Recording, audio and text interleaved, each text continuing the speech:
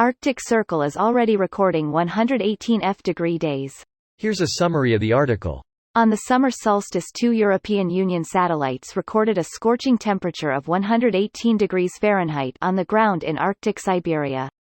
This isn't quite a new heat record. As a post on the EU's Copernicus satellite website noted, this egg boiling temperature was detected only on the ground in Siberia's Sakha Republic, while the region's air temperature was a toasty 86 F. However, that's still an anomalously high temperature for the Arctic Circle, and one that could exacerbate the region's melting permafrost, which is the only thing preventing ancient caches of greenhouse gases from re-entering Earth's atmosphere, according to Gizmodo.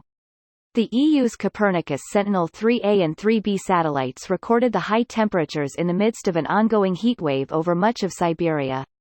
If last summer is any indication, the hot solstice temperatures are just the beginning. Precisely 1 year ago, on June 20, 2020, the same region of Siberia recorded the first 100 F-day above the Arctic Circle, the hottest temperature ever recorded there. The sweltering day in Siberia fits into a larger climate change trend. For years, average temperatures in the Arctic have been rising at a far faster rate than anywhere else on Earth, largely due to melting sea ice induced by man-made global warming. This post received a score of 6,800, with an upvote ratio of 96%. Here are the top comments in response to this article. Things will get interesting when the equatorial regions get so hot that we have the largest migrations the world has ever seen. Not to mention lowland areas flooding like Bangladesh. Something like 90% of humanity lives within 100 miles of the coast. Phew, thank Christ I'm too poor to live with such luxury. Midwest gang is ready for our coastline property. WTF will it be like here in 30 to 50 years? No mouth face. This is one of the factors of why I don't want to have kids. I'm 33 and ensure we'll see some drastic effects of climate change in our lifetime. I can't imagine what it will be like for the next generations. I remember growing up in the 90s learning how much of the land would be underwater if all the ice melted. It was always described as something purely hypothetical. Goddamn scientists only warning us decades in advance, greater than sad face. Scientists have been forecasting that burning fossil fuels will cause climate change as early as 1882. Look at the plus side, there is no plus side. I count 118 on the plus side.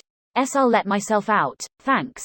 I wouldn't go out if I were you. It's 118 outside. Get Farnsworth on the phone. _good news everyone. Bad news, _ is what I would say if this was the run-of-the-mill bad type. But instead I have terrible news. This scares the crap out of me. Canada is going to start getting sinkholes like Russia gets. Sinkholes are not really a problem for Canada, hence why the majority of them have been human-made. Melting permafrost will release lots of greenhouse gases, which is a big problem though. Most of the Arctic in Canada is part of the Canadian Shield with bedrock under the soil. Why melt it to release gases when you can let a wildfire start and have it going for decades on end instead? Make it a little toastier, why no? For the people who think 50 F, 10 C is too cold. This is a problem. Nah, my house a few miles inland is gonna become beachfront. Just got to put up with the complete socio-economic breakdown of civilization, smiley face. Wasn't a fan of civilization much anyway. What did civilization ever do for us? The aqueducts. Okay. Well, what about aside from the aqueducts? And the sanitation. And the roads, goes without saying. All right, but apart from the sanitation, the medicine, education, wine, public order, irrigation, roads, a fresh water system, and public health, what have the civilizations ever done for us? Brought peace? This seems like a time bomb that switching to EV and renewables won't fix. No one can stop this unless they dredge all the stuff from under ice and dump it in the ocean.